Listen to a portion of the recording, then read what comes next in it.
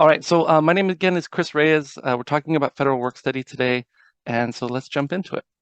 So moving on, our objectives today are going to be to educate attendees on the federal work study program at Cal State Fullerton and promote collaboration with employers, to set expectation for work study employers, federal work study students, and myself for the 2023-2024 award year, and to answer any questions that federal work study employers may have regarding the program.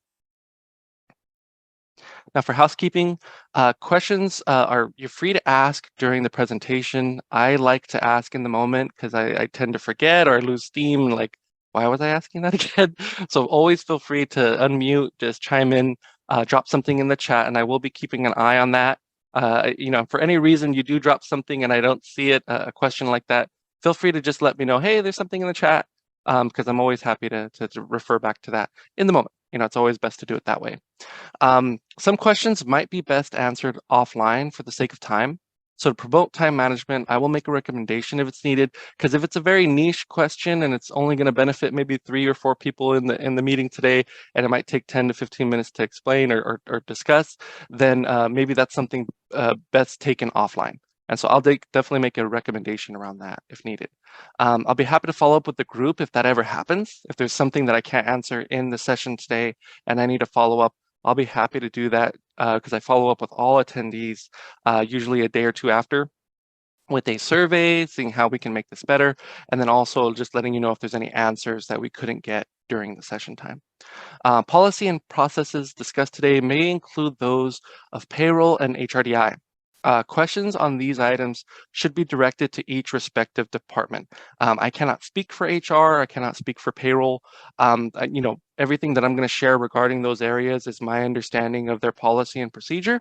And if you know payroll, the way we hire and how you're allowed to hire does change from year to year. And there will be a big change potentially coming during 23-24. So we'll be talking about that as well today. My agenda. Today, we're going to talk about the commitments for employers. That was an email I had sent out earlier this year. Changes for this award year, just so that people who are veterans can know what to look out for, what to listen out for in this session, because it's very similar to the one we did last year. And then federal work study and awards. We're going to talk about that as well. Our allocation and matching funds. That's always a very key part for our departments. On-campus versus community service employers. Federal work study hiring process, tracking hours and awards, special situations, and then we'll definitely have some time for questions. We'll take it through there. All right, so this was an email that was provided to the current employers. So if you did not receive this, I apologize, but I did want to make everyone aware of it. So these are the commitments that we're asking.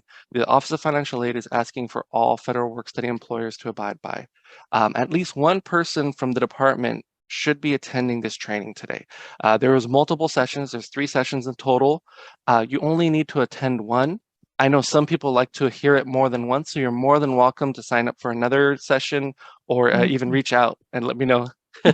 Hi, Sylvia. Yeah, because I know, especially if you're new to student employment, it is very, very complicated.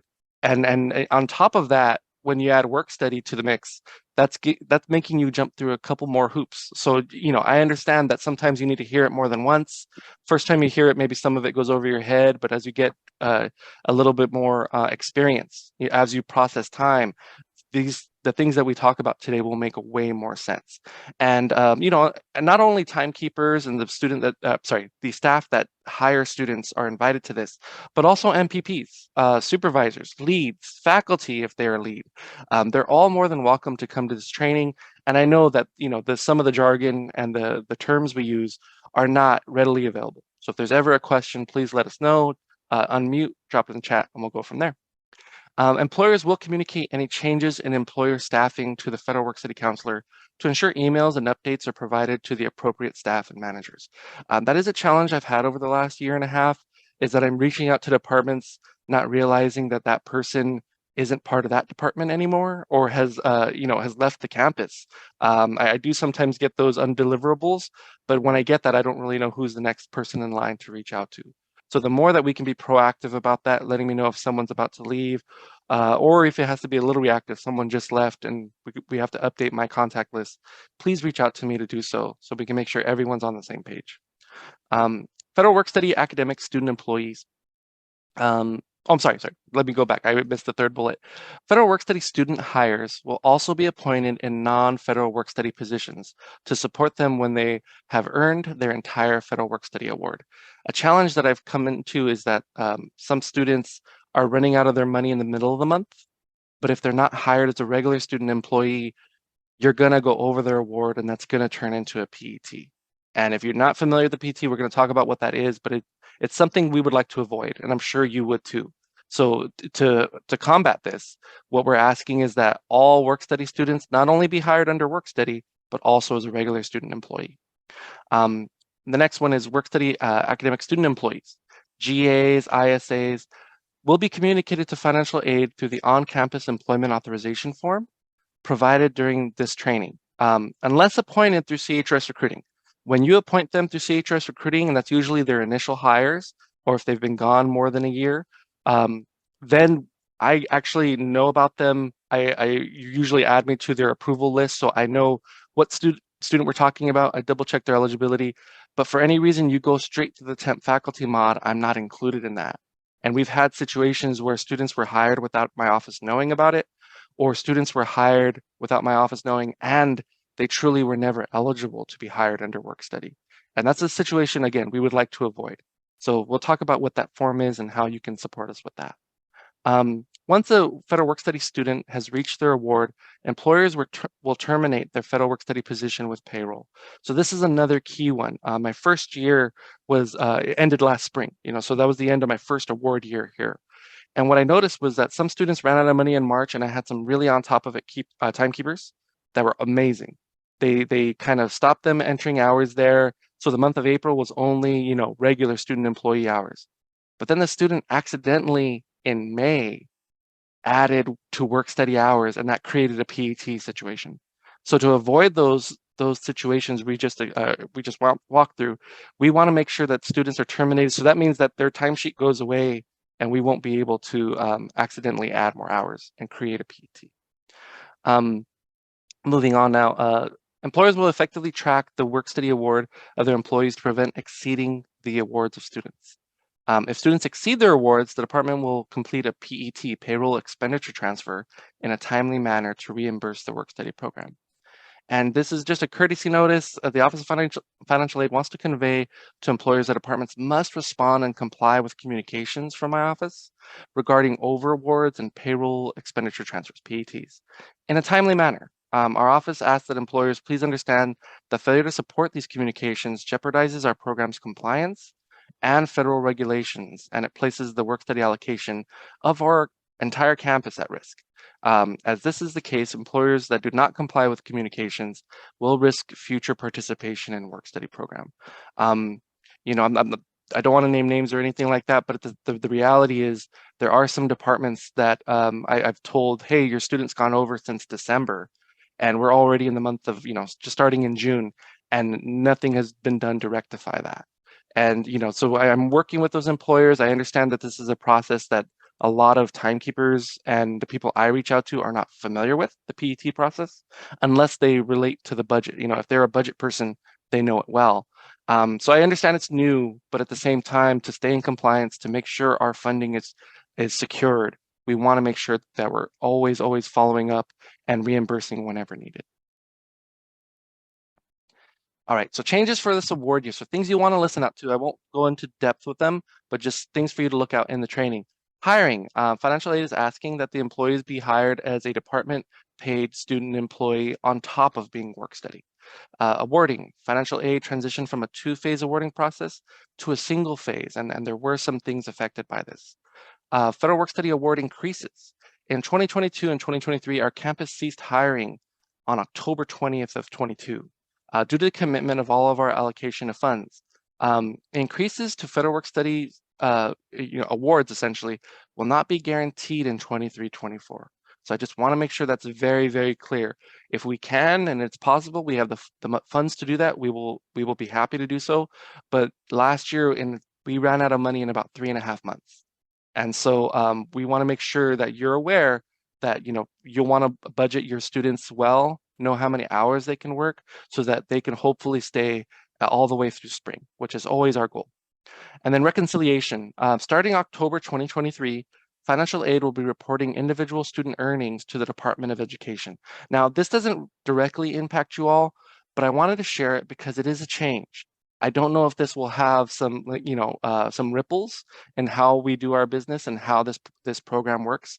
But I did want to let you know that this change, which is relatively large, we now will be reporting how much is earned by every student to the Department of Education, because we've always kept numbers on that. We've reported and reconciled at the end of the year, but it was never specific to one individual student. So that will be changing. All right. So jumping into federal work study and awards. So our program is for part-time jobs for undergrads and graduate students. I get that question a lot. Can graduate students participate? And the answer is yes, but they still need to meet the qualifications. So basically, to earn money and help pay educational expenses, we encourage community service work, and hopefully work related to the student's course of study, though that is not a requirement, but we always have the goal to do that as best as possible. This program is coordinated by the Department of Education, which is part of the federal government. So that's why policies, procedure, reconciliation, all of our allocation, all those things are so critical, because if we're not in compliance with the government, then we may have some issues with funding down the road. On-campus and off-campus federal work study job opportunities are currently involved with federal work study. So if you didn't know, we don't only hire them on campus. We do have outside employers, which we'll talk about. And then we have some employers that are unique. They're kind of a hybrid. They hire them on campus, but the work that the students do is off campus. So we'll talk about that. And then if maybe you have opportunities that would fall in that category, maybe we can start another discussion about how you can be a CSE employer. We'll talk about what that means.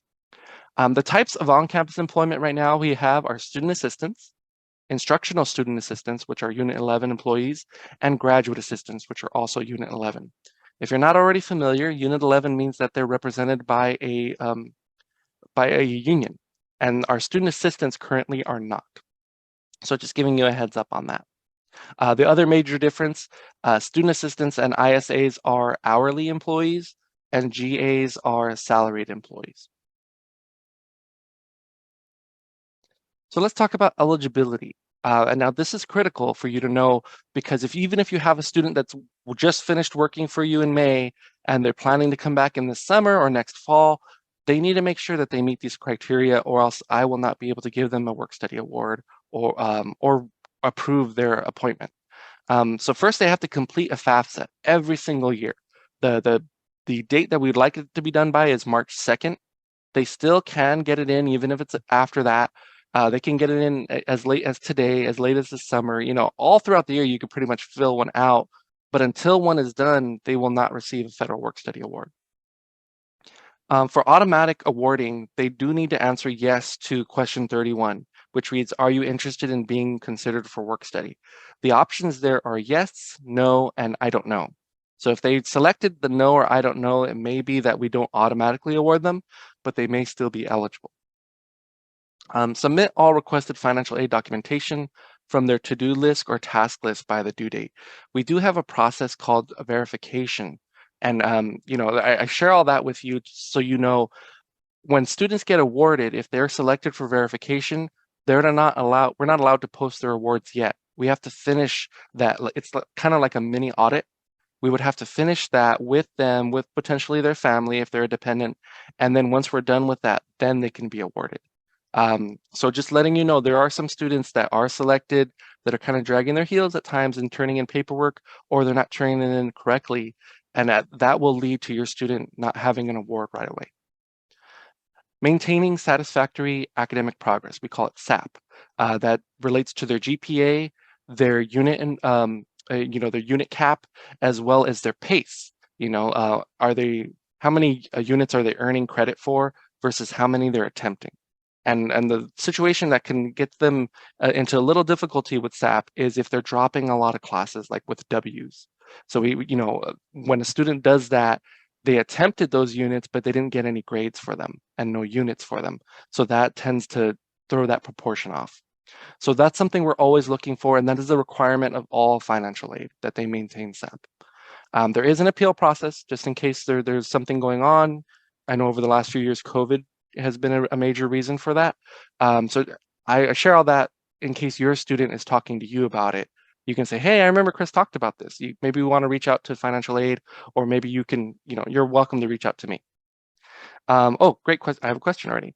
If a student opts out or does not accept the award but is given one, the financial aid officer is still able to work with the student to accept the award later, or when they realize it would benefit them to be hired with an award after all? Great question, Aislinn. So, this is a kind of an agreement between not only the student, but also the employer. So I tell students all the time, you may want to be work study, but the person that will decide that is your employer, because you all know that you can hire them under any job code. You can hire them as a regular student employee. You can hire them under work study. We have job codes for everything under student assistance. And then even for ISAs, GAs, there's codes that tell you work study or not. So first off, the ball is very much in the employer's court of, if a student wants it, or can they be hired in a work study? That is going to be up to you. Now, if the student does not want to accept their work study, to me, that is their right. And just so you know, we're going to look at their award page later. They can decline their award. They cannot accept it. They cannot change the amount, but they can decline it because that is their right. This is a part of their financial aid. And I do want to let you know that there are some ramifications of it being on their award page. If they're a student that gets lots of aid, like let's say lots of scholarships, lots of grants, it eats up some of their budget. And I've had students, and I'm sure some of you on the line, I've reached out to because, hey, we're in the middle of the year. A scholarship is coming kind of late for this student, but they don't have any, we call it federal need, any room budget for it. The only thing that has not fully paid out is federal work study. Can I reduce federal work study by this much so that we can give them this award? And the trade-off is, if they kept federal work study, they'd have to work all those hours to earn it. But a scholarship, they're going to get it the day that it posts and the day that it disperses. So, most employers, all the employers I've interacted with have been willing to support the student that way because they know it's much better to get it money in your hand rather than having to work the next couple months for it. But I understand that also impacts your area. And so that's why I always check in with employers. But if a student elects to opt out, Aislinn, I believe that is their right.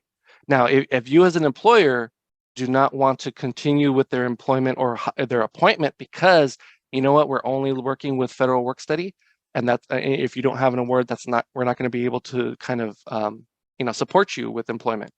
That is your right. You know what I mean? There's nothing set in stone. These are temporary appointments where you're telling the student, you're going to be hired for fall and spring, for the summer. You only have a short time period. That's why there's always a reappointments for these student employees, because they're technically temporary. So that is your right if you needed to tell them, unfortunately, because you don't want to do work study, we're not going to be able to move forward, but you are welcome to go find another employer on campus if you'd like. And that might change how they feel about it. Not to be rude and not to give them an ultimatum, but that's the reality for some of you because of you're kind of working off of what your budget is. And I totally understand that. Hopefully, Aislinn, that answers your question, but feel free to chime in if you have any more. Moving on now. They must be enrolled in at least half-time units each semester. So the only term that they don't really need to be appointed for is summer. You can work in summer as long as you're enrolled half-time in fall. It's kind of a bridge time for us. So I have to double check and make sure students are in at least 6 units. And that includes our graduate students. I know they don't look at 6 units as being half-time sometimes. Sometimes they consider it to be lower, but in our world, it is 6 units or more. Next, they must have federal needs. So we talked about the budget. I don't want to waste your time with understanding the ins and outs of that equation, but basically when they fill out their FAFSA, it tells us how capable they are of supporting themselves, or their family is of supporting them through college. And then we take some numbers and we do an equation, and it tells us what's the full amount of budget of need-based aid we can give. And federal work study is a need-based aid. So I share all that to say, sometimes though a student qualifies in every other way, we don't have enough room in their budget to give them federal work study. So it's very rare that it happens, but it does happen, and that's why I wanted to share it. An EFC of 3,000 or less. When they fill out the FAFSA, that index of how capable are they to pay for school, that is called their EFC. And so the number we're looking at is 3,000 or less. Now, the only exception to that is my last bullet. If a student received work study during their career, so let's say as an undergrad, as a freshman, maybe parents were out of work, maybe they didn't really work themselves at that time. Well, they start working freshman year and it catches up with them by the time they're a junior or senior. And maybe their EFC has skyrocketed. Now it's like 6,000, 7,000. Well, the way we would like to run this program is if you are eligible as a freshman, we want you to be able to have that all the way through the time you're a senior and you graduate, because that is one career. That's your undergrad career. If you graduate and now you become a credential student or a master's student, then we have to reevaluate. Then we have to look at what is the EFC and the FAFSA for that year. So hopefully that makes some sense, but I just wanted to let you know sometimes you may reach out to me, and any of these reasons could be the reason why I cannot support your student with a work study award.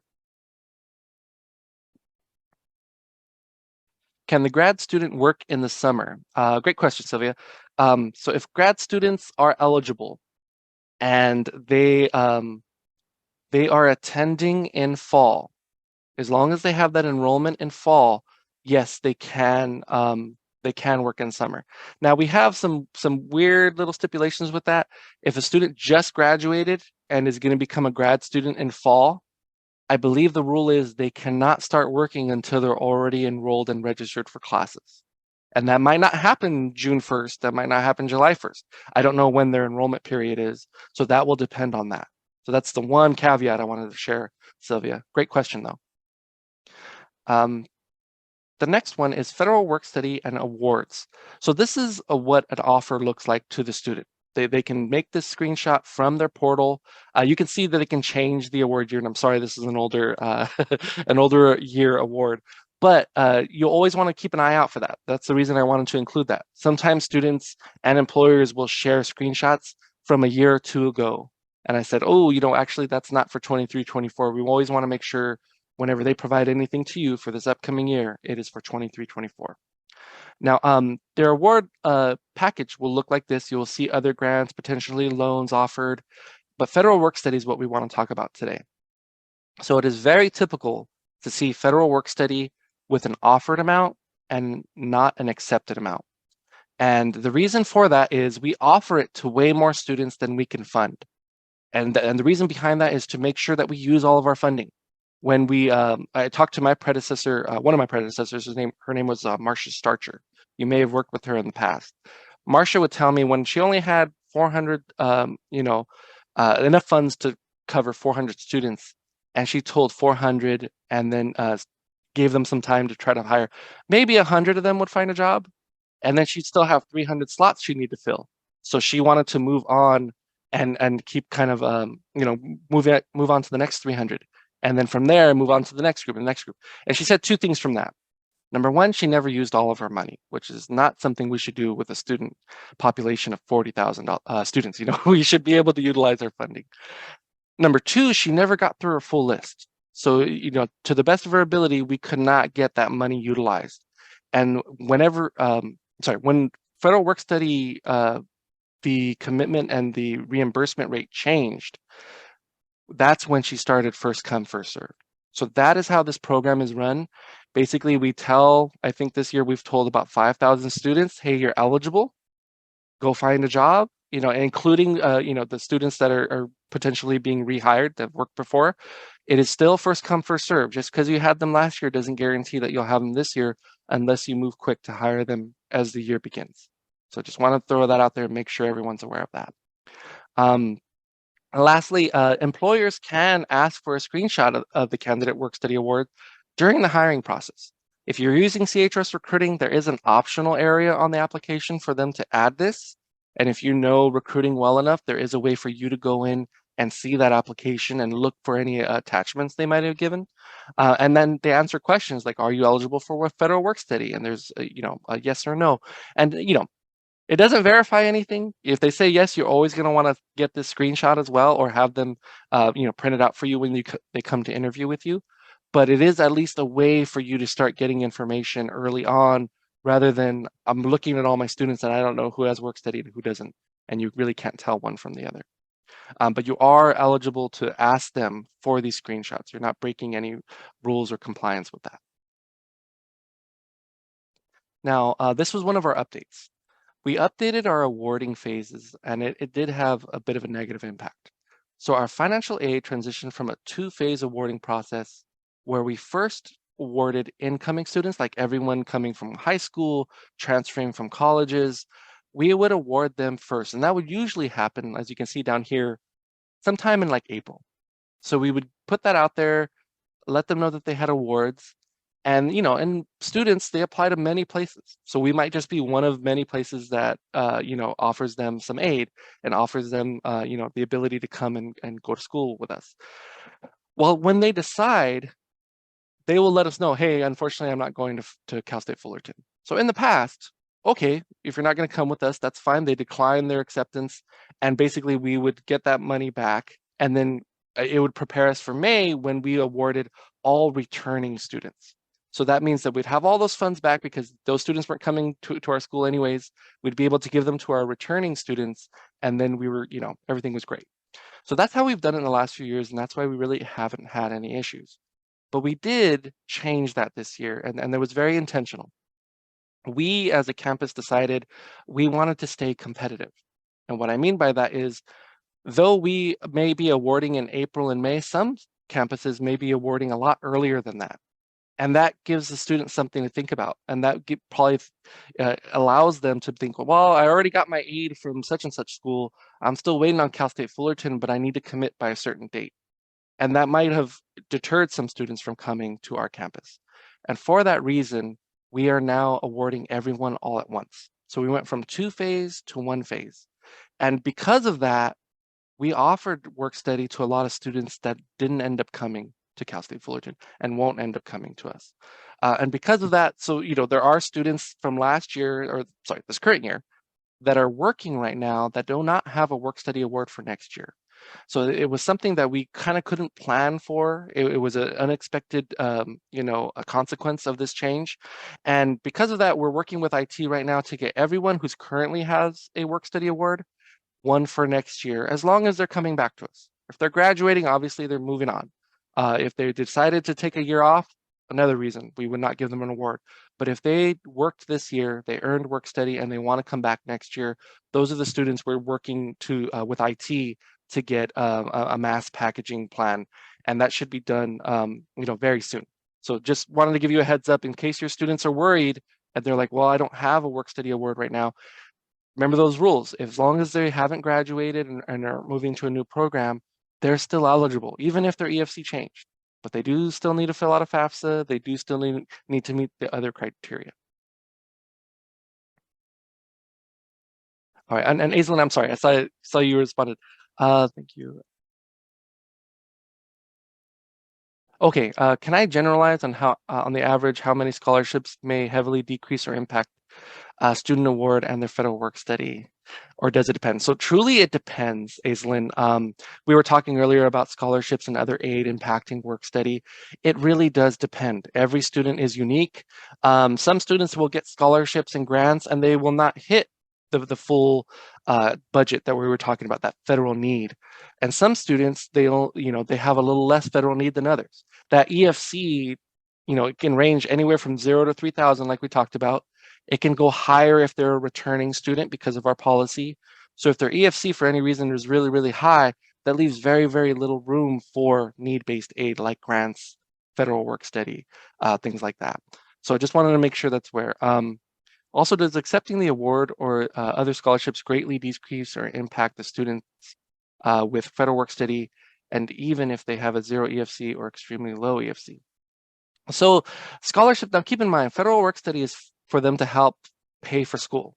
It is a job base. They don't get it all at once like they do with grants or with loans. And it's not broken up necessarily in the strictest sense, half in the fall, half in the spring. We can rearrange that. But the intent behind it is to give them money for school. So I would always say if they have the opportunity for a scholarship, put yourself in their shoes. Would you want to work, 3, 4 months to get the same amount that you could get all in the next 2, 3 weeks? You know what I mean? So that's the challenge. And that's where I think we need to be a little empathetic and understand that our students, though they want a job, and though we would like to have them, sometimes, that other awards might impact that. And if you're a department that has the funds to pay them out of your own pocket, you have a decision to make like, okay, can we start paying them out of our funds now? Well, is that something that's acceptable? You could definitely work with my office to determine, and that's something that I would follow up with you. If you already have an award, it's already been committed at $5,000, and then something comes down the pipe, like a new scholarship, I would reach out to you to make sure you're aware of that. I wouldn't change their award and just not let you know about it. That's very, very critical communication that I would have to do. But great question. And then how often does SAP appeal get approved? And is this through financial aid office directly? And do we know where to direct students? That is through the financial aid office. We do have someone that's processing all satisfactory academic progress SAP appeals. And it would depend. I will say in the middle of the pandemic, there were a lot of reasonings why students were not doing so well academically. And if they can make the justification of the why and how they're going to improve and how they're going to catch up so that in the future they will start meeting SAP, you know, those are typically the requests that are approved. So it is kind of case by case, but I'm hoping that answers it, Aislinn. But great questions. I don't think I've ever had a SAP question in one of these. And these are things that as an employer, I know there's so many other things on your plates, but when you talk about federal work study, these are things just for you to be aware of, especially if you're a department that doesn't have the funds to pay them out of your own pocket. You can only go through federal work study, which I think, that list is growing because, the budgets since COVID have kind of slashed. And there's been departments that have never had funding for students that are only now able to do that because of work study. But great questions. Thank you. Federal work study allocation and matching funds. So I was talking a little bit about allocation and the reimbursement rates, things like that, and this is all related to that. So around the same time we now award students in April, we get an allocation and a waiver. So we're told how much money we're going to get for this program and potentially a waiver. And then we're going to talk about what a waiver can do and what it's done for our campus for the last 5 years. But really quickly, I just want to show you a timeline because we've been talking about these. Now, you will see job codes related to student assistance. I like to include those only because they're the most complicated, I think. If you're going to hire ISA, it's usually 1 or 2 job codes. But with student assistance, there's, I think there's 5 or 6 job codes, if I'm not mistaken. And there's always, there's even the potential for more coming down the pipe with new programs. So our award year begins on July 1st, right? Smack dab in the middle of our summer. Our fall would begin with August 17th. Now, the reason you would use August 17th is if you're going to hire a student that did not work summer. So if they did not work summer, their start date should be August 17th. If they did work summer, then you would appoint them as of 9/1. So when you get to confirmation tickets, you may see multiple options of when they start and when they end. Just so you know, that's the difference between August 17th and September 1st. So as we're talking there, we're already in the middle of the fall term. There is a policy we're going to talk about that graduating work study students can only earn work study through their last day of classes. So this timeline, which I will share with everyone, lets you know on December 8th, if your student's graduating, that's the last time they can earn work study hours. We have rehire dates for the spring starting in January 1st. That would usually be if they were working in fall. And then if they're brand new in spring, they would usually be January 17th. And their new, federal work study hours would work there. And then we start the year all over again. We do a whole another phase 1 of awarding our students that are returning as well as incoming. So we're going to have that same challenge, but we are working with IT to prioritize whoever receives an award during 23-24 should be first awarded 24-25. And then after that, we'll use the remaining funds to offer everyone else who'd like to participate and meets the criteria. And so that takes us kind of through spring. The same rule for spring, there's a last day for graduating students, which is May 12th. And then the last day we can earn work study is May 31st. So if you haven't noticed, these dates are very, very similar to the current year we're in. And so they might change by a digit or two, but they're pretty static. August 17th, for the last 3 or 4 years I've seen, that's usually when we start our fall hiring. September 1st is usually the date if you had them work in summer and you're reappointing them. So yeah, I like to provide this every year, but you will start seeing the trend and the sequence that this will always look almost identical year to year. The only things that can change, like we talked about, are how many times of awarding do we have, how much is our allocation, did we get a waiver, and we're going to talk about that next. All right, our allocation and matching funds, and what is the waiver? So traditional federal work study works on a 75-25 split. So back in 2018, 2019, this was the last school year we had this. 75% of it was paid by the work study program, and 25% was paid by the employer. Well, we received a waiver, and the reason for that waiver is that we have these 3 accolades at our campus. We're an Asian American and Native American Pacific Islander serving institution. We're a developing Hispanic serving institution, and promoting post-baccalaureate opportunities for Hispanic Americans. Any one of these reasons alone is good enough for a waiver, but we have all 3. And so because of that, we don't have to pay the 25% of the salary. So basically, we are reimbursed up to their award 100%. Now, this is the 5th award year that we've received this. And though we would love to keep it indefinite, it's not a guarantee that we will receive it every single year. So I always want to make that very, very clear and talk about the past, because at any point, we could revert back to this. And so I just want to make sure that's very clear. So just as an example, we have Denise here. So if Denise had a $5,000 award back in 2018, 2019, $1,250 of that $5,000 was going to be paid by the employer, and $3,750 is paid by federal work study. So that's how it was broken down in the past. From 2019 on, 2019, 2020, and the next several years, if she received a $5,000 award, we would pay however many hours fit in that $5,000, and it would be covered by the work study program. And if you're a budgetary person, it does look like it's paid out of your G fund, out of your budget for a temporary amount of time, but then it is reimbursed, so it adds more money to your budget. And that's my understanding of how the reimbursement works for work study. But if you want to know more, I know if you have a budgetary person in your area, in your division, they can definitely shed some more light, or you could always follow up with me. All right, so that was a lot. I'm not sure if there's any questions or anything like that. And I'm keeping an eye on the clock, so I don't want to take too much time. So next, we're going to talk about on-campus versus community service employment. So we do have kind of like 2 different programs happening under work study. So first we have I want to talk about our community service employers. We call them CSEs. They're usually local nonprofit, governmental, or community-based organizations that qualify for community service as community service employers with our campus. Now, if their work meets the definition of community service in the regulations, essentially we can include them and work with them, even though they're not affiliated with Cal State Fullerton. Now, the reason we do this, it's actually a requirement. The federal work study program is required to use 7% of our full allocation towards community service jobs. So we have to use 7% of that money, so I usually set that aside for them. When we work with off-campus employers, we need to have some type of agreement, so we actually do a contract. They post their jobs on the Career Center. The Office of Financial Aid receives authorization requests for potential hires, so we have to vet them before they start working under work study. So they always send, just like you would do a ticket or do a recruiting offer, they send me their information so I can make sure they meet the criteria, and then I give them authorization to move forward with work study. The agency does pay the student's salary totally upfront, and then they request reimbursement from us monthly. The agency is truly the employer. I do not meddle with anything going on with them.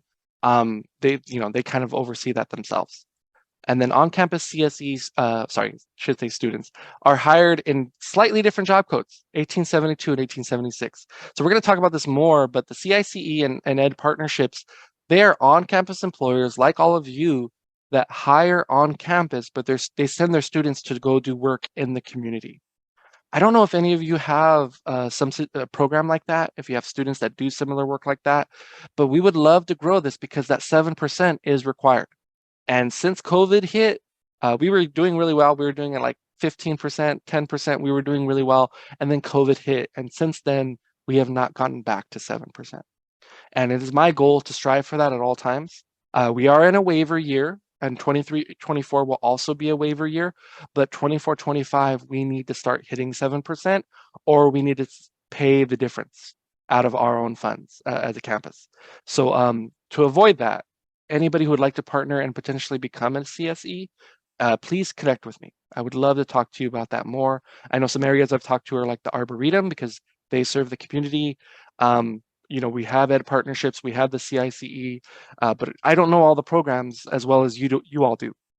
So please let me know if there's any opportunities there that we can capitalize on. Okay, and let's talk about now on-campus employment. So these are likely what all of you do. So we have multiple job codes starting in 1871, 1875, those are student assistants. 1151s are our ISAs, and 2326 are GAs. And remember, those are salaried. So you post your jobs on HRDI's career site or CHRS recruiting, essentially. You can create confirmation tickets. You can use the temp faculty mod. Those are being used for rehired students. And the Office of Financial Aid is included as an approver for positions, which allows us to coordinate their award. Now, what do I mean by that word coordinate? It is a very key term, in federal work study. Before they start earning work study, I should go in and accept their award on their behalf. Now, I do that whenever you send me a ticket, whenever I receive an offer, I double check eligibility, and then I accept it.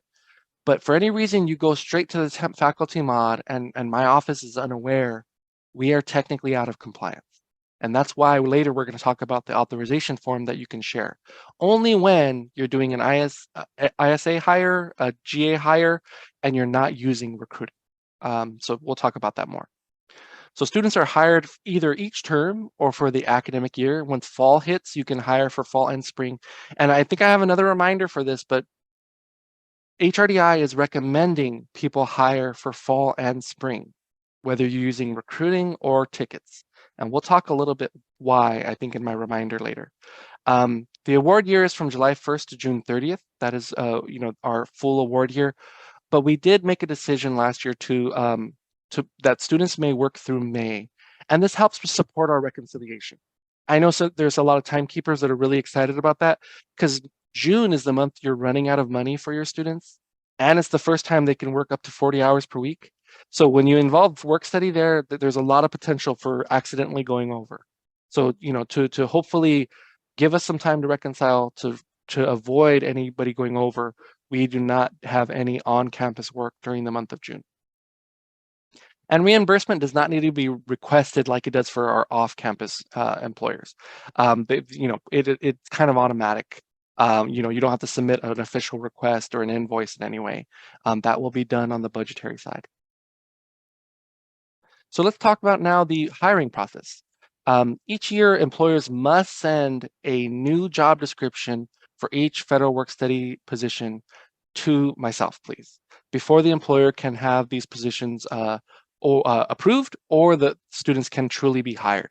So this is a screenshot actually of the old one because I can tell because of the logo. But after today's session, I will send you the new one. I've started to receive CHRS recruiting requests. I've started to receive tickets. But the truth is, if I don't have an updated job description, that it should say May 2023 on the form I'm going to send you later this afternoon or tomorrow, I would need that to make sure. And there's several reasons behind this. When I took over, I think it was in January of 2022, I was looking at some of these descriptions and they had very old pay ranges. Some of them said like $13 or $14 an hour. And so I can tell those hadn't been updated in some time.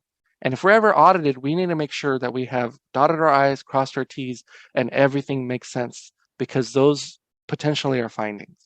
And so every year I'm asking that an updated award be an updated description be provided for your students and for their positions. And that would just let me know what's the pay rate going to be. Our minimum wage right now is $15.50, just to ensure what their duties are, because those may change. And yeah, we just want to make sure there. Deborah is asking, how can we hire students if they have not received their award letter yet?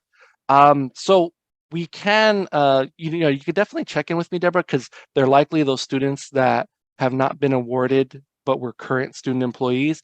And the truth is, we're going to be able to give them at least something as long as they have budget and as long as they're not changing their career. So if they earned work study during 22-23 or this spring, and they want to come back for next fall or potentially even this coming summer, then we know if they didn't graduate, they're going to still be eligible. Even if their EFC changes, they still need to get a FAFSA in. We still have to double check all that other criteria, but you can definitely reach out to me about that. Okay, Aislinn, great question. I thought the $16.20 is the minimum wage. Now that is for particular students. So the student I'm talking about right now, minimum wage for all hourly employees for state of California is $15.50. Now there are certain classifications that will have a higher minimum wage than that. So when we talked about like the difference in job codes and the difference in classifications, some are unionized and some are not. ISAs and GAs, I imagine, will have a higher minimum wage than a student assistant. And I believe you're right, it is $16.20 for ISAs. But great point. Let's see. Okay, so we talked about the job description. Now this is the recommendation HRDI is making. They're asking if you're hiring a student assistant. Now this will not apply to ISAs and GAs, but if you're hiring a student assistant, they're recommending hiring them in the fall for fall and spring, all the way through May 31st. There's a couple reasons behind this. The more rehires we have, the more processing our academic HR team will need to do with student employees. And we know that sometimes when there's up to 2,000 students getting hired all at once, that will delay how quickly we can approve through things, HR can approve through things. And then on top of that, we are expecting a change in the PeopleSoft on the HR side. It can happen as soon as November, I'm being told. But when that change happens, confirmation tickets will no longer exist. Now, we don't know exactly when that's going to happen. It's scheduled for November. But the reason we would like you to in fall, that'll be before November, and you'll be good all the way through May 31st. So you won't have to worry about rehiring in a whole new system and having to learn a whole new thing, especially if you have a laundry list of students to rehire that are student assistants. Now, this only applies to student assistants. I know ISAs and GAs, I believe, can only be hired one term at a time. So this will not, necessarily impact them. But this was a recommendation that was shared with me, and I wanted to share it with all of you. Next, the hiring process. So for student assistants, we use confirmation tickets currently. They're usually used for rehires. And then for anybody who's brand new or has not worked for us in the last 12 months and we want to bring them back, that's when we'll use CHRS recruiting.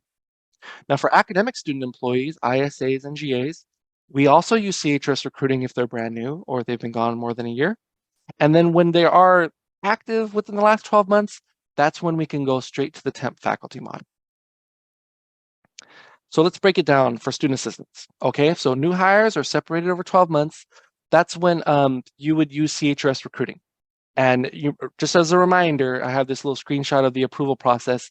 If you're able to include me on the requisition, the job itself, as an approver, I would greatly appreciate that.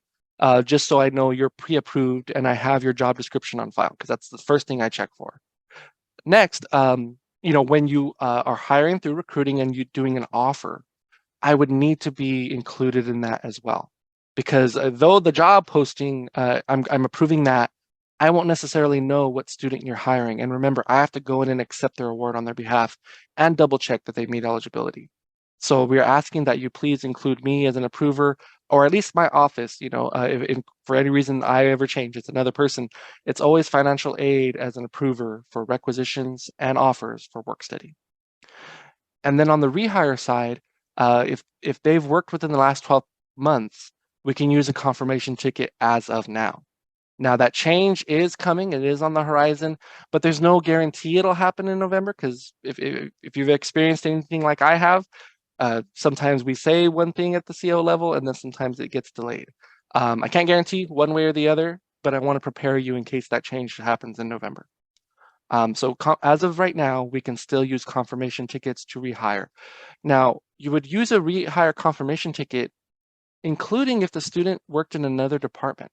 If they're new to you, but they're not new to our campus, they've been paid through stateside HRDI before in payroll, then they can still be hired through a confirmation ticket. And to determine if that's the situation, you want to talk to your student, but you could always verify with HR if you'd like to. Now, let's talk about our academic student employees, ISAs and GAs. If they are new, same rules for CHS recruiting. Please include me on the rec. Please include me on the offer. If they are being rehired, you're allowed to go straight to the temp faculty amount. That is all that is needed by HR and payroll, and they will be ready to get paid. But I'm asking to please do an authorization form, and I'll show you what that form looks like in just a second. And the reason for this, we had a few students this year hired as ISAs and GAs that I was unaware of. And because of that, we did not coordinate their award. Now, eventually I will catch on to that, but my reporting from payroll and from budget operations comes about 2 to 3 months late. And this is kind of a recipe for problems. And so what I mean by that is there was a student that was hired for last fall in one department, and they were just reappointed through the temp faculty mod. This document was not provided to my office, and and they were getting paid, and I wouldn't see that on my end because our GAs actually work very differently than our hourly employees. So I wouldn't be notified about it until I get my report. I did not get my report, until November or December. And at that time, I determined, hey, the student's getting a GA. Okay, I never coordinated their award. Let me check their eligibility. And while I was checking, I realized they were in 0 units. If you are a master's student and you're working on your thesis, there's a class that's like a placeholder that keeps you active as a student. And that's what the student was enrolled in. But that does not allow him to earn work study. And so I had to reach out to that department. I had to do a PET for the entire amount of money they earned in that fall. So I'm not saying that to shame the department or anything like that. I totally understand. Like, this is really new to a lot of people, and work study GAs haven't been around for very, very long. But we want to avoid these situations. And so to avoid it, I'm asking that you would please fill out this form. It does have some certifications involved with it. It lets me know the student's information. I double check their eligibility. Your department would sign off on it before they send it to me, and then I would sign off when I've truly fully authorized them. And I would send you a copy of this as well. I think there was a question. Aislinn, did you have a question? Sorry, it might have been the raised hand from earlier too. Okay, I'll keep moving on just in case, but feel free to chime in. Okay, so we've talked about this and the why we're using the authorization. And this is kind of an example of what I was talking about. But this particular one, the department didn't hire them under work study. So they hired them in fall for just a regular ISA, paid them out of their own pocket. And then spring came around and they realized, oh, they have work study. We're going to hire them here. Well, HR doesn't require that you do anything other than go straight to the temp faculty mod. And because of that, that's again why we want that authorization form sent my way so we can make sure we're in compliance.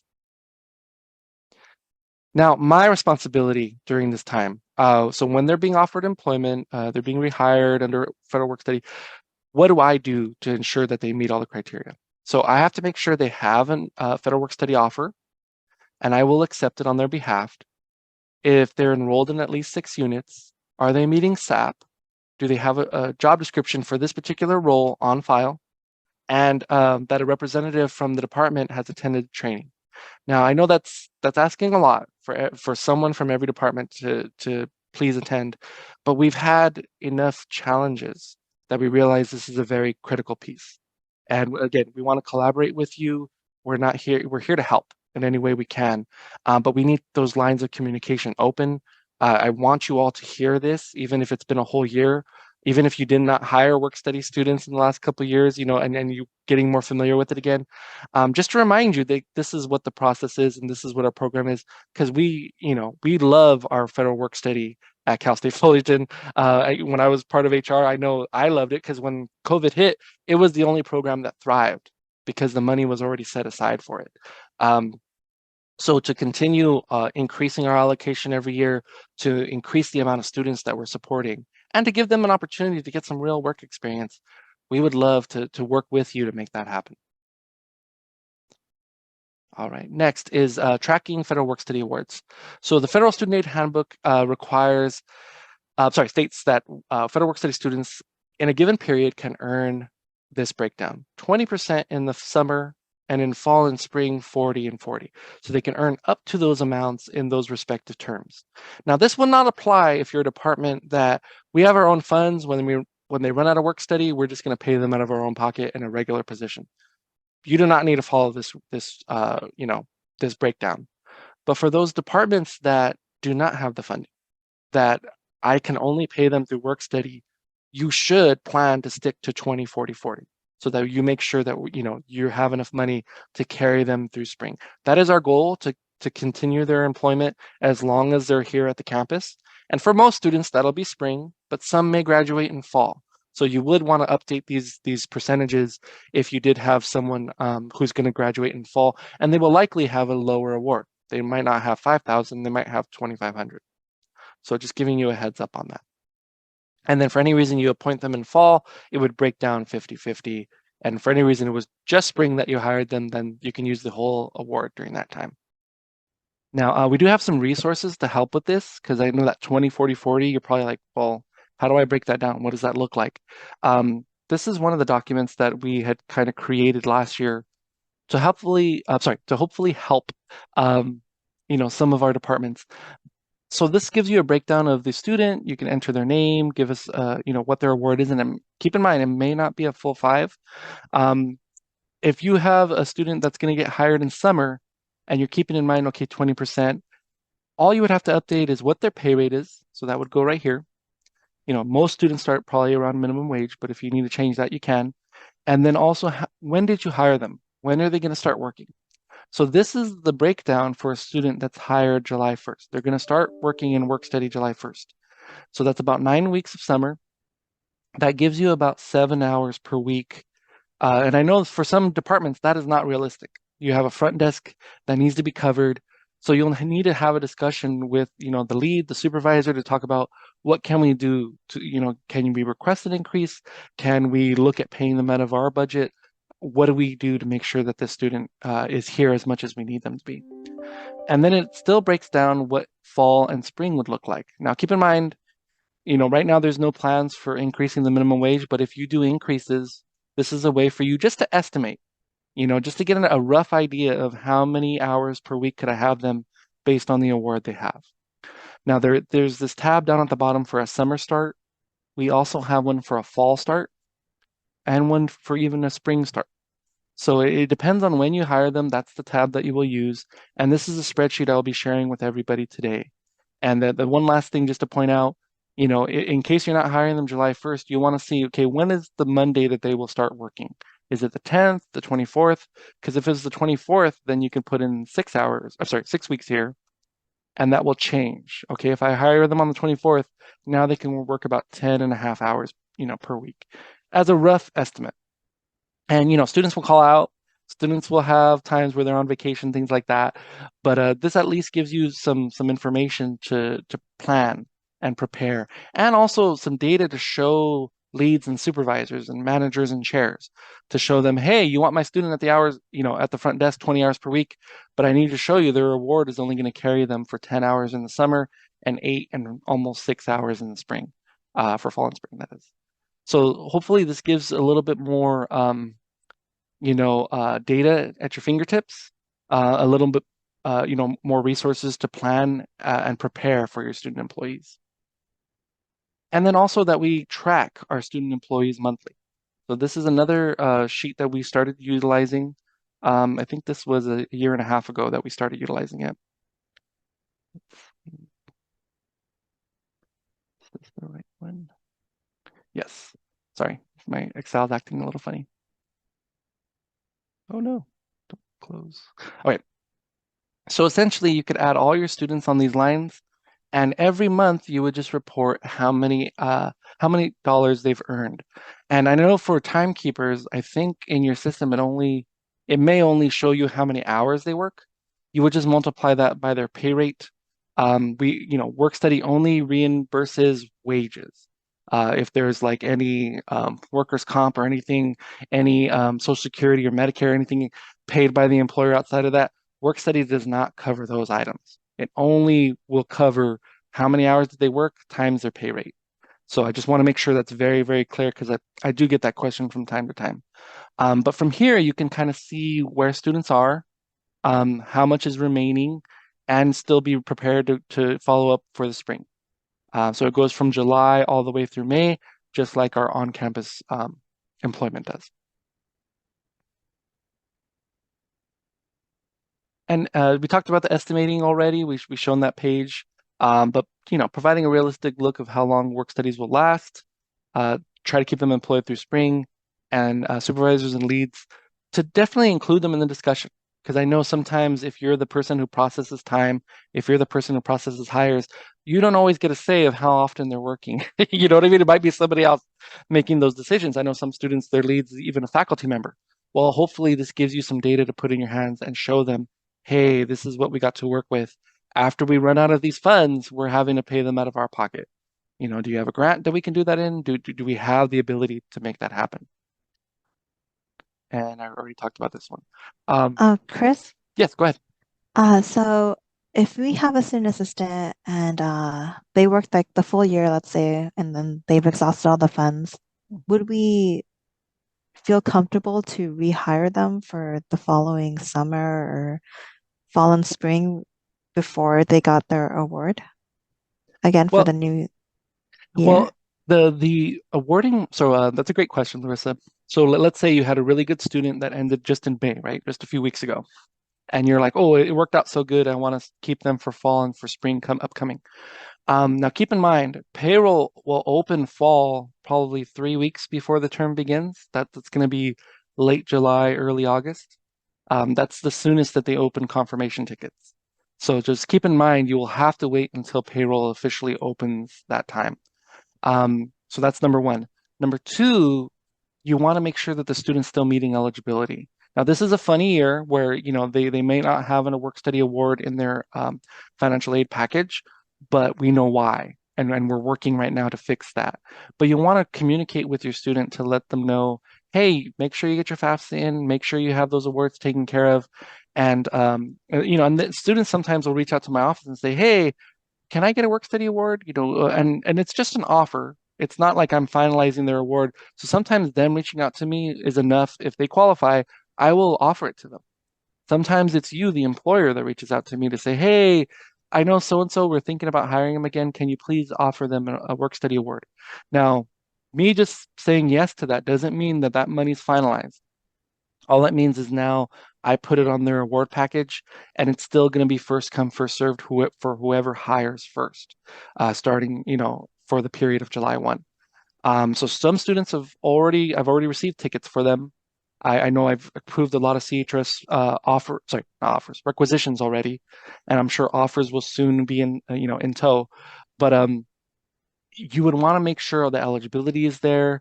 But essentially, Larissa, like we talked about earlier, if you know that they're not changing their career, if you know they're likely to do their FAFSA, then you can plan on rehiring them. Yes, because you know that even if their EFC changes, that they're grandfathered because they got it before, that they can get it again. And that's what I'm looking for usually when I get a ticket and I look in there, I don't see an award for them. It's a ticket, so it has to be a rehire. They've likely gotten it last year, and as long as I can verify that, and they've met all the other eligibility, I can offer it to them again. Now, the only other question would be when the EFC raises, sometimes that budget for how much I can give them gets smaller and smaller. So there were some conversations this year where one student only had $1,200. And I told the department, hey, we're gonna have to keep a really close eye on this, make sure we don't go over. And unfortunately, we still did. So we everything we can do to prevent those situations, um, we're definitely going to try to support with and try to be, getting ahead of that as opposed to being reactionary. But I know it is a lot of work, and I know you all. This is not your only job. You have a million other things that you do. So I totally understand that and I respect it. And anything I can do to help, please let me know. And if it is a conversation, it's an email sent to me to ask and double check. You're more than welcome to send that my way. Thank you. Thank you. Any other questions before we move on?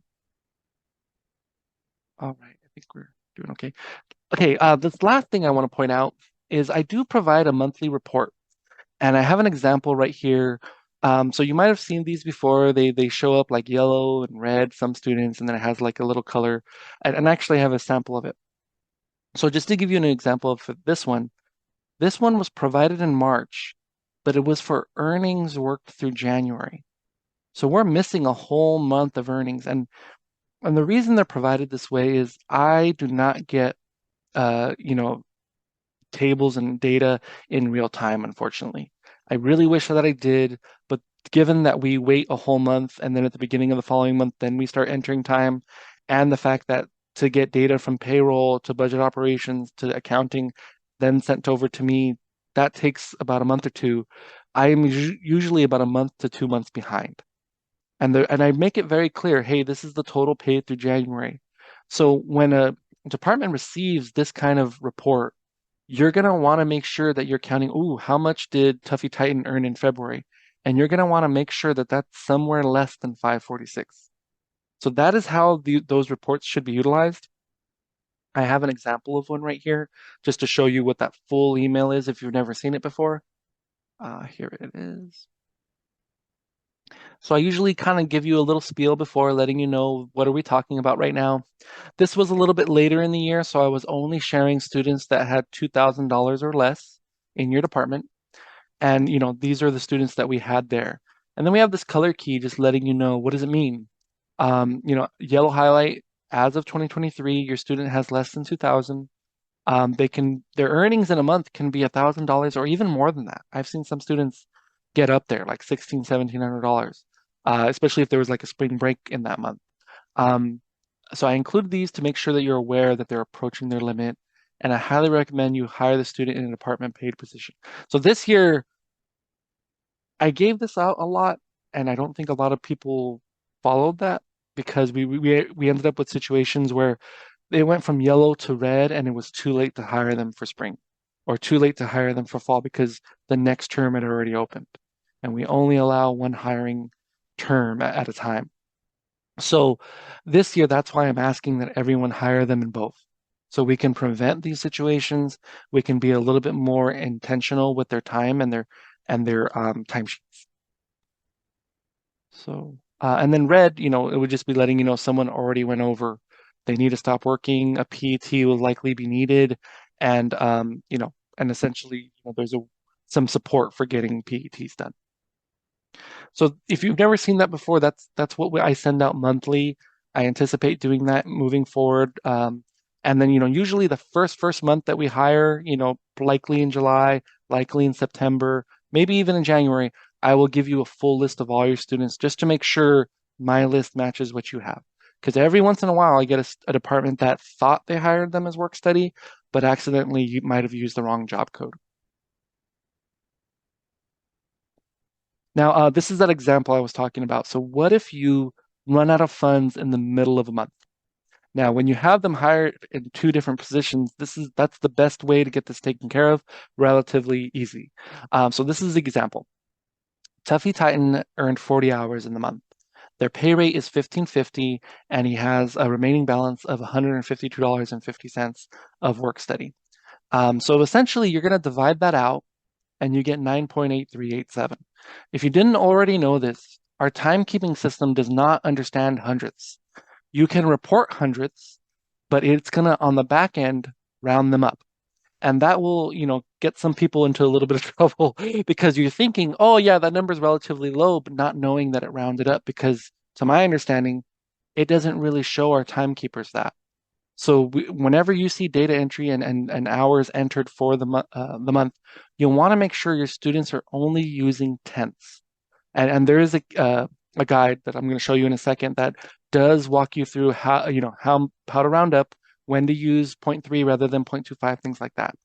But essentially, since I know that it's 9.8387, I would put 9.8 hours in the work study position. That'll come out to 151.90, and you'll have 31 cents left over. And then in the non-work study position, you would enter 30.2 hours for a total of 468.10. You add that all up, it's still 620, and it's still 40 hours. So this is how in the middle of a month you would want to break down their time. Now, this takes a lot of coordination, to Karen's point earlier, with your student, because they're the ones entering the time. So you want to make sure, you might even need to sit with them and talk about, okay, this is how we're going to do it. I want to see 9.8 on this timesheet. And when we're done with that, okay, move over to the other one. Now we're going to enter 30.2 and whatever that breakdown might look like. But this does ask for some collaboration between you and your student to make sure that you get this taken care of. And then keep in mind, when we're done, after the student gets this last check, you'll want to wait till the following 15th. They get their last check. You can now terminate them. And you guarantee that they will not be accidentally entering hours into work study and creating opportunities for a PET, because who wants to do one of those? So hopefully that gives a little guidance on that, but I'm happy to answer more questions on it. So some of the resources that we do have a document that was provided by payroll at one point. It was I think it was the Quick Reference Timekeeper Guide. So I'm just going to pull that up really quickly. Sorry. I think I forgot to open it. There we go. So this is that document. I'm going to blow it up just a little bit. It gives you some great information for timekeepers, just kind of knowing how our system works now that we're not doing rapid time. Rapid time is something we used to do about a year and a half, 2 years ago, and then we changed over to this. So this was some guidelines and some guidance for anybody who was not familiar with how to do this time of time entry, and it also gave some guidance regarding the rounding of hours. I think that's in here as well. Uh, Sorry, I know there's a little table in here talking about the rounding of hours. Gives you a little breakdown. Here's the rounding of hours. So you want to make sure by the minute, this is what we utilize. We're always using tenths, never using, 0.25, 0.75 if it's a 15-minute or 45-minute,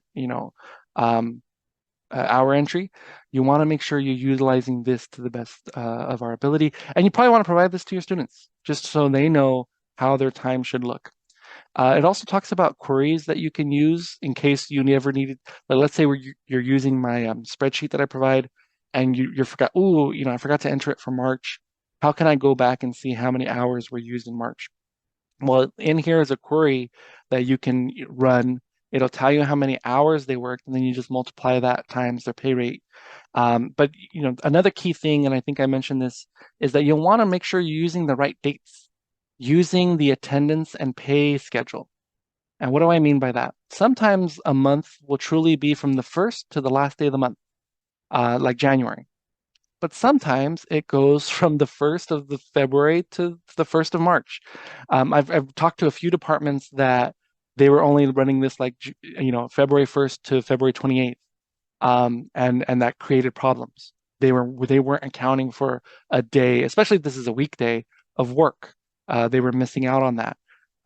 So just to make sure your calculations are right, that your queries are right, you want to use all of these resources in concert with each other. And another great way to utilize this is to know when our students get paid. So they are the mid-month payday. Most of the time it is on the 15th. Rarely does it go after, like in October it will. And then there are some times where it goes a little before, like in this upcoming July, it'll be on the 14th rather than the 15th. And today was payday for our students. Another way just to give them more information at their fingertips so they're not hopefully asking you as many questions. This is something provided by payroll on their website. And it's something even for us because our pay, our schedule, everything is all in there as well. And overpayments and non-work study recipients. It's been a little while since I've seen a non-work study recipient, basically meaning they don't have an award, but somehow they got paid from work study. Oh, sorry, wrong one. But if that ever did happen, that's when we rely on the PET, the payroll expenditure transfer. I've been talking about them for a bit, but essentially, this all is within your department. It does not need to come to me in any way. But whenever something needs to get transferred, some type of funds, either repaying work study or I accidentally didn't pay them out of work study and now I want to, you would essentially use this to tell budget operations to fix that. And it's all in-house. And you basically tell them, this is the information for my student. And then the transfer from who you're crediting would be like the position I truly paid them out of. And then the debit or transfer to is what should I have paid them out of? So if you went over your work study allocation and the student earned an extra $1,000, you would say, okay, I paid them out of my work study position for the student, but I should have paid them out of our regular department position, likely like in 1871. So you would include that information there. You would send this over to budget operations and they fix it kind of on the back end. So, Oliver Ravella is my contact for that. I share him in all those emails where I request PETs. He can explain this way better than I can, but that is just kind of my layman's terms of understanding it. Um, but yeah, so we would use this whenever needed. Now, next we're going to jump into, oh, I'm sorry, I see a chat. Procedure to terminate. Oh, okay. Karen, thank you so much. That's a great recommendation. To terminate a student, right before we get into the special situations. Um, that is a policy per payroll. I've seen it done several different ways. I think the oldie but goodie on that one is if you appointed them through a ticket, and please know this, if you're brand new to this, whenever you get a confirmation ticket signed, and before you send it to me or send it to payroll, make a copy for yourself. Do not send the original and the only the only one that exists over to payroll because there has been some paperwork that's been lost, and very rarely, but it does happen. Always have a paper trail for yourself. The best way to go about it, if they're hired through a confirmation ticket, my understanding is crossing across the ticket and saying terminated, and you tell them what date this was as of January 2nd or whatever it might be, and then you would sign it and date it. And then sending that document over to payroll would let them know, okay, the student is active, they're appointed all the way through the end of spring, but this department told me now they're terminating them. We will terminate them as of the date that you provided. And that's very key because otherwise the timesheet is still available to the student. Inside of the system, it looks like that student is still an employee in that particular position. So you want to make sure you're aware of that. Whether a student is just leaving your department or if you're running out of work study, that is one of the ways to terminate. Now, I know I've gotten mixed answers on how to terminate when it's like a CHRS recruiting hire because you won't have a confirmation ticket. I would highly recommend reaching out to Sam Leong. If you're not familiar with that name, I'm going to write it in the chat really quick. Sam Leong. So you would want to reach out to him just to see what's the best way. Because the reason I mentioned Sam, he processes just about all student pay.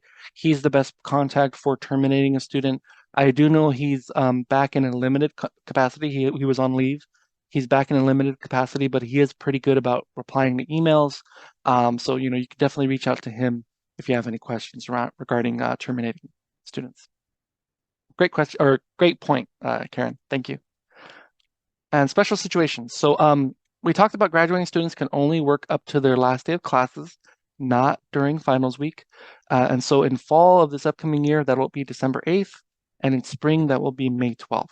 So just something to put on your radar. I usually send an email out a few weeks ahead of this just to give you a heads up and just remind you you're going to have to dip into your department paid position after that point. And then if they are graduating in summer, it'll be the last day of classes for their session. Now, I didn't want to give you a date because there's 5 different sessions, so it will depend on your student, but please work with them to make sure that we are in compliance with that. Now, spring, we talked about to support reconciliation, we ask that all awards be earned through the month of May. And then when budgeting hours, we always plan through the month of May, not really June for on-campus employment. And we talked about the why behind that. And summer. Students graduating at the end of summer may not work after the last day of classes, as we discussed. And July and August work study earnings come from the new upcoming year's work study award. So if you have a student that already worked for you, we're not using June, but July 1st, that will not count towards their award they got last year. It will count towards their new 23-24 award. Students returning may start working as of July 1st. You can appoint them as early as now, and just keep in mind we should not use their timesheet until July 1st. And the job codes. So this is a little breakdown of what we were talking about. 75 and 76s would be 0 to 5 units. Remember, 76 is off campus. And then 1871 and 1872, that would be if they're in 6 units or more, and 72 being the off campus. If you have not already seen this, this was part of Leticia Bordeato's email. This is a breakdown of all the class codes or job codes and how they're utilized. And what does it mean for taxes? Are they exempt or are they needing to pay into retirement and Medicare? So just so you know, if they're in a period of non-attendance, if they're not taking at least 6 units in the summer and they're working, they are subject to retirement and Medicare tax. I'm not sure how many students this is kind of shared with. I was a student at Cal State Long Beach, had no idea. I just started seeing money coming out of my check and I didn't really know why. But for you employers, this is a great resource for you to know, be familiar with, and be able to share with your students. All right, and before I jump into questions, I know we don't have much time left, about 6 minutes, sorry. I just want to let you know that we do have a website for work study, employers, that is. And so this is the URL. I'm going to drop it in the chat really quick. And right now, it's a little rough. Like I would like it to look better, so I'm working on that this month. But essentially, for for the current school year we're in, we're finishing up 22-23. This is where all my resources are. So I do send them via email, but I will start putting them on my website so you can go and tap into them whenever you want. And I will be doing something like I did last year where I combined all my videos into a single edited one, and then I will have a link to YouTube for that. So for any reason you need a refresher, in case you're a little newer, I know I have a few people that have attended a few of my sessions, and every time they hear it, they take a little bit more away from that. I will have this video available to you. So if in case you need to refer to it, in case you need some guidance, hopefully this will give you, and especially if I'm not available. I know last week I was on a conference, and I'm sure there were people that were like, "Oh, what do I do? How do I do this?" And luckily I got to some of my emails, but I know I couldn't get to all of them. So hopefully that can give you some answers in the moment. But with that, does anybody have any questions? Hi, Chris. Um, so I think earlier you said we would have to hire the student assistant under 2 job codes. Um, Yes. so how do we do that if we're doing like CHRS recruiting and they ask for like 1 job code? Is there a way for us to add another one? Yes. So that's perfect. So that's a great example, Larissa. Thank you for bringing it up. You can hire them in recruiting either as work study or as a regular student assistant, but I will say my recommendation would be to hire them as a regular student assistant. Why? You won't need to wait on me so much. You know what I mean? Because that's one less approver you have to wait on. And around the time everything gets busy with hiring, I am a little bit of a bottleneck.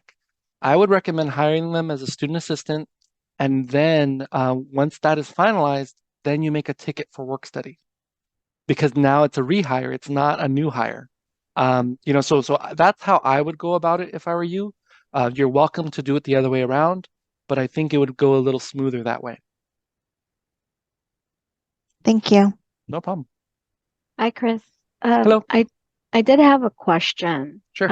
And so you were saying that for the federal work study students that we want to hire in summer, Mhm. as long as they have meet the requirements did you say the previous fall or the previous spring? It would be so if they're going to work summer, and I'm guessing they're not attending summer, is that right? Mhm. Okay, so they would need to be like if they're a brand new student for fall, they would need to be registered for fall classes. and at Got it. least 6 units. If Okay. they're like returning, like they attended spring, the rule behind that is that they should have had like at least 6 units in spring and at least 6 units in fall. That's kind Got it. of the rule behind that one. Okay. Great. Just confirming that. Yeah, perfect. Thank you. Chris, Yes. is there a newsletter or anything, or do you for your tips or whatever you send out, do you have a DL that you use, or does that go to everybody that has student hiring? So mine, and I do have some qualms with this. So I understand your question, Barbara. I keep a manual list of who I reach out to. And I know Okay, that in my eyes, that is not the best way to do it. But I also know when I've tried to use the DL for like student right. worker, the one that payroll uses, I get a lot of referrals like, can you please take me off this list? Because I don't do work study. You know what I mean? People, I get it. Our inboxes are overflowing and we don't want more than we need. But for that reason, I've been using a manual list. And usually Okay, that list consists of people that attend my training, people that I connect with. And then also when you provide a job description, I list the supervisor, the lead that you put in there, because in my eyes, when I was only telling the Barbaras of the world, so if you're like the office manager or if you're the person doing timekeeping, mhm, sometimes I needed more people to be aware of what's going on, especially when we're talking about someone going over, or I'm not even aware Barbara's moved on to another department and she sees it, but some people don't have the time to reply, hey, I'm not this position anymore. This is who you should reach out to. I totally get it. I totally understand. So for that reason, we kind of do some mass emailing so that okay. hopefully everybody's on board with it. But if there's anybody you'd like to add, feel free to send me an email and I'd Well, be happy to help. yeah, I just was transferred to College of Com, Mhm. but I'm the budget person. Okay. But I will be backing up Crystal. Okay. So that's why I'm taking this, because I need to, I don't do it in my previous job. Mhm. So I want to get myself familiar, and I want to make sure that I'm in the know on Yeah. certain things. So okay, thank you. Yeah. All right. Well, I really, really appreciate you all attending. I am going to stay on in case anybody wants to stick around and ask any questions afterwards. But I really appreciate you attending. I know it's a lot of information, so I totally understand if you just kind of need to digest it a little bit. And again, you'll have that video to reference very soon. And and all these resources that we talked about, I'll be following up with you. But if that no one has any questions in the moment, you're more than welcome to take off. Thank you so much for attending and have a great day.